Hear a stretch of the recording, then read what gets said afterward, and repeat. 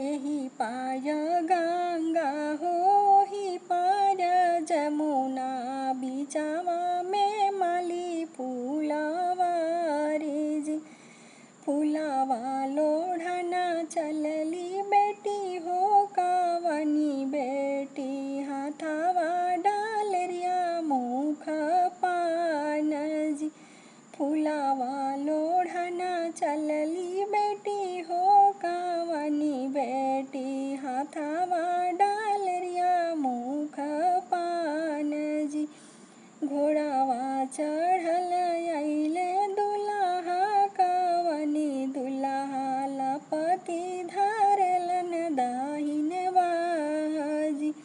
छोड़ी छोड़ी ए स्वामी मोर दाहिन बहिया हो बहिया लप सुकवार जी।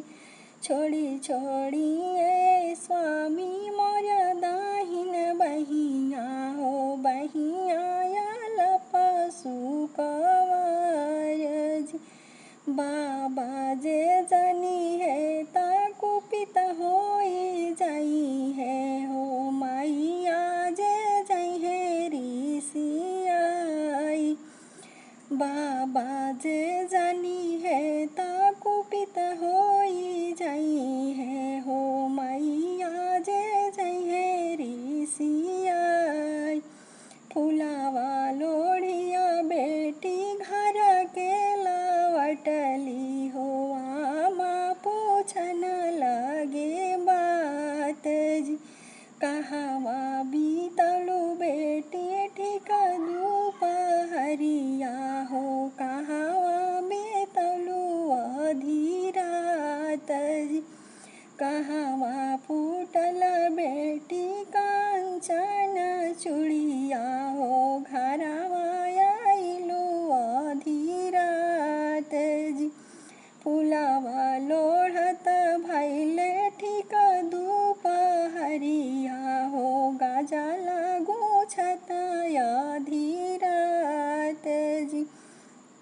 शिवा के पूजत यामा फूटे कांचन चूड़िया हो घरवा आइनी आधी रात जी। एतना बचन जब सुनेली अमा हो कावनिया माँ बेटी के देख से मुसुकाई जी। हमही से भैलू बेटी हमही से बढ़लू हो हमही से कैलू चतुराई जी। अपने ही स्वामी संगे